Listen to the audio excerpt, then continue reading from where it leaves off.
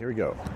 Welcome to Pick Up and Deliver, the podcast where I pick up my audio recorder when I step off the train and deliver an episode to you while I walk home. I'm Brendan Riley.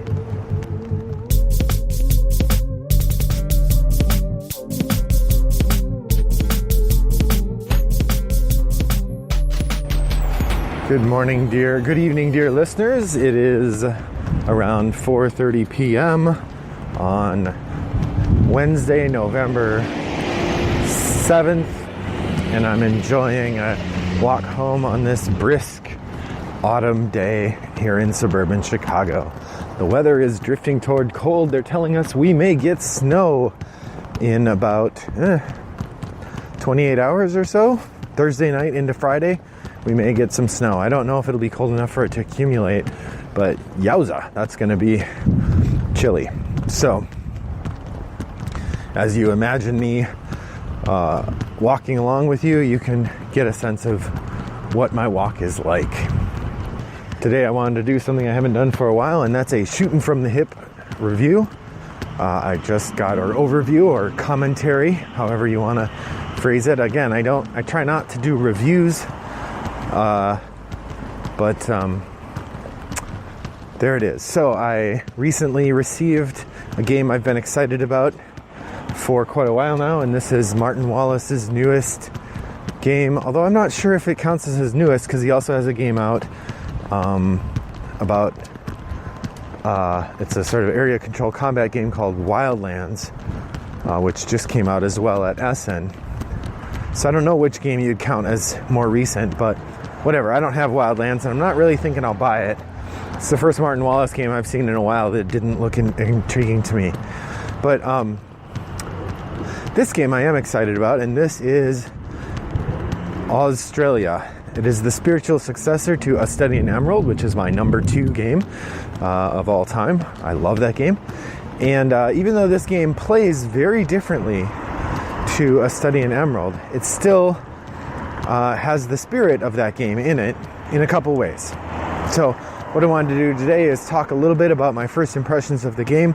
I've now played twice. I played once by myself, two-handed, so I set up 2 players, and I played both of them as though we were competing, and I played through the whole game that way. And then I did get a chance last night to play a 3-player game with 2 other real people and try out the game properly. So the reaction or the response I'm giving today is based on that 3-player game, plus my engagement with the rules and the bits and so on. So for those of you unfamiliar with it, AuZtralia is narratively the sequel to A Study in Emerald, which is based on a Neil Gaiman short story in which the elder gods of the Cthulhu mythos came to Earth and took over the royal houses of Europe. In the 1880s, the humans of Europe had a revolution and chased out the elder gods, and they ran away, but it turns out they retreated to Australia. In this world, they had prohibited the exploration, the European expansion that happened in our reality in the 14, 15, and 1600s. The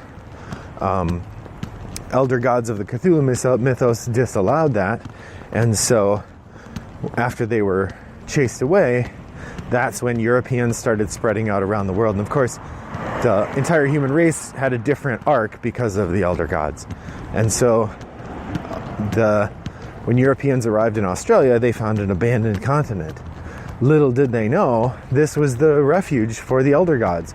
So as the European settlers began building farms and railroad tracks and mining resources, they also started discovering hidden redoubts, bases and temples of the elder gods in the wildland, in the outback of Australia. So the premise of the game is that you are one of the settlements trying to make it in Australia. You begin the game with a port and a few resources. Your job is to build railroads into the continent and gather resources, building farms to gather more resources, but also buying soldiers and weaponry so that when you encounter the elder gods, you can destroy them. Meanwhile, the human beings romping around in Australia are waking up the elder gods And so they themselves become a menace as well. The game has a number of unique features that I think make it really pretty remarkable to play and remind us why Martin Wallace has a name as an innovative designer, because he keeps coming up with new ways to play that make for really entertaining experiences.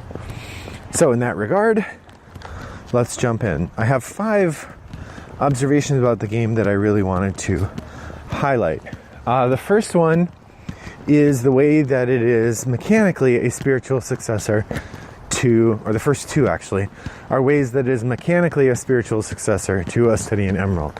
So in A Study in Emerald, I've talked about this before, but each player is either a restorationist who is fighting against the Elder Gods, trying to restore humanity, or you're a loyalist trying to protect the Elder Gods. But you don't know which team the other players are on.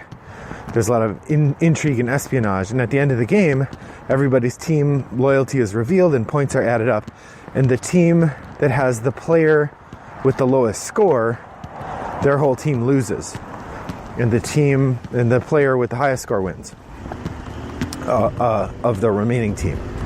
So the game has a competitive / cooperative element that's really unusual. There are certainly games that have a semi-cooperative element, but this game is A Study in Emerald is particularly strange that way. Well, Wallace continues this trend in AuZtralia, in that each player is representing their own faction. He doesn't really explain who you are, but you have your port city that you've built, and you're trying to build your railroad network off of your city. And at the end of the game, your score is based on your farms, how many victory points you've earned by destroying the old ones, how much phosphate you've earned, and whatever cards you've gotten. So at the end of the game, you're getting a score. However, at the end of the game, the Elder Gods also get a score. So any Elder Gods that are left on the board will score points. Any farm that's been destroyed by the Elder Gods scores points. And at the end of the game, if the Elder Gods could win. So everybody needs to contribute to the process of fighting the Elder Gods while also trying to manage their own farms or network, because if everyone neglects the Elder Gods, they're going to win. In part because the game wakes up some of the Elder Gods, but the main way they get woken up is by players attacking them. And what's interesting is the Elder God figures have a point on them, and if you haven't woken them up at the end of the game, the ones that are still sleeping actually score double points for the Elder Gods. In our game last night, one of the players took a couple actions toward the end of the game to wake up the remaining 4 Elder Gods, and in doing so saved our team, or reduced the Elder God's score by something like 25 points. Like if he hadn't woken those up, the Elder Gods would have had an extra 25 points because the 4 face down tiles would have doubled, and the humans would have dramatically lost. As it was, the player who won only beat the Elder Gods by 12 or 13 points, I think. So there's a really interesting cooperative mechanism there where you need to work together to fight the Elder Gods.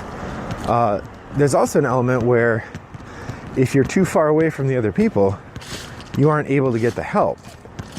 In my case, I had a strange experience where I was sort of more southerly than the other 2 players, and so a number of the enemies that woke up and started wandering around came after me because I was closest to them. And then I ended up having to spend several turns fighting them. Well, the action points that you use for fighting are fairly time consuming, so I wasn't able to build my network as quickly as my opponents because I kept having to fight these enemies, which had I let them run rampant would have destroyed all my stuff. There's also an element of protecting each other, because if anybody loses their main port city, the game ends immediately. So you have to. So we actually had an aborted game that we played for a few minutes and stopped because one of the players lost his port city in like turn 5. So the competitive / cooperative element, along with this cooperative / with the semi-co-op end of the game, those two things together make for a really interesting dynamic in what is otherwise not really that complicated a game. There's a lot going on, but I feel like it's the kind of game where you actually can figure things out fairly quickly. It's certainly more complicated than something like Via Nebula, but feels less complicated than a Study in Emerald. When I play a Study in Emerald, I feel like it takes a lot of work to teach, and there's a lot of nuance that's difficult to resolve. I would say with AuZtralia, it's not going to be nearly so hard to teach, and the resolution of things is much easier to remember and find. When you go into the rulebook to look for an answer, it's really easy to find that answer. It's a very, very well written rulebook. High marks from me on that one, especially given some of the other rulebooks like Mythotopia's rulebook or a Study in Emerald's rulebook that are not great. I mentioned the theme a little bit. I think the theme is really fun. The idea of running these farms, the way that the elder gods move around when they wake up is really compelling. The combat system is resolved using these cards, where each card has like 4 different pieces of information on it. It's got whether each of the elder god types move, what direction they would move if they can, and then it's got battle resolutions for each type of elder god. And it sort of shows which type of troops harm the elder god, which type of troops the elder gods harm. And so you have this one deck that randomizes the results of battle and movement for the elder gods in a very clever way, using one resource to do like these 4 different things. I really like that. The components in the game are very nice. I am pleased with the card quality. It's really nice. The board is solid and well made, which is interesting because I'm reading some complaints online about the board and the cards, frankly, which I don't see. I don't know if the different print runs had different quality, or this one person a couple people got a bad batch or something, but I don't know if they were made in different factories for different places, but the game I got is very nice.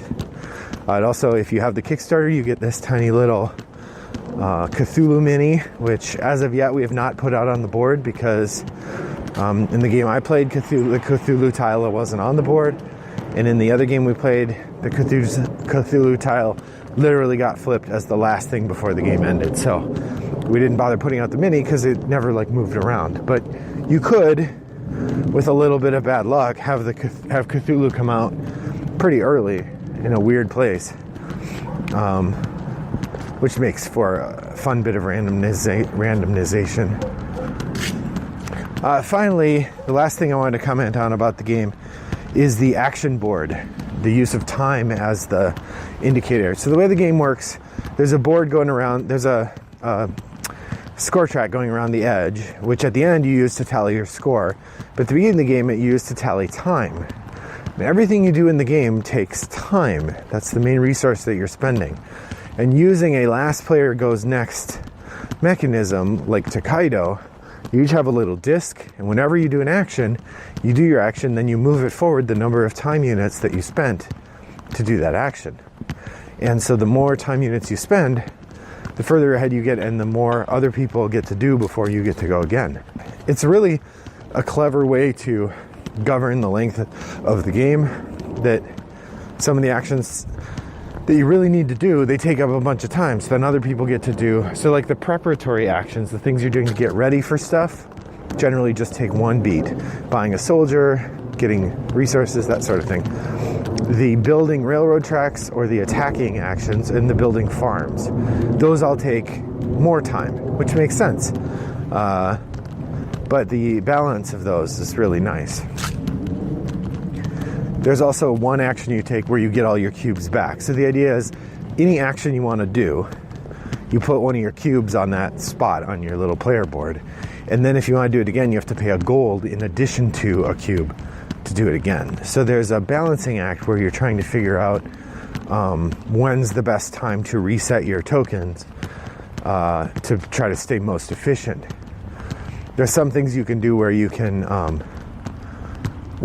do the action. You can do more of the action if you have the right resources set up. For instance, the building a farm action, you're allowed to build one corn farm, one cattle farm, and one sheep farm. But each of those has to be built on a different kind of tile, and you can only build them on that tile if you have railroad tracks going to an empty tile. So you can use just one of your cubes and one action to build 3 farms. It still takes 3 time, but it's more efficient than doing it. If you did it 3 separate turns with 3 separate cubes, you'd also have to pay 1 gold the second time, and 2 gold the third time in order to build those farms. So efficiency is part of the game. So overall, I found AuZtralia really enjoyable. It's not as good as A Study in Emerald, but it's really good, and I can't wait to play it again. I also think I'll get to play it more often than A Study in Emerald because it's just more easily taught. It's not quite as hard to grok, and I think the player action board makes a lot more sense intuitively than does the card game of A Study in Emerald. So overall, my Shootin' from the Hip episode for AuZtralia is a very positive experience, and if you get a chance to play it, I would highly recommend. If you like the sound of this, it's definitely worth looking at and perhaps worth buying. So thanks for joining me. I hope that your next walk is as pleasant as mine was. Bye-bye.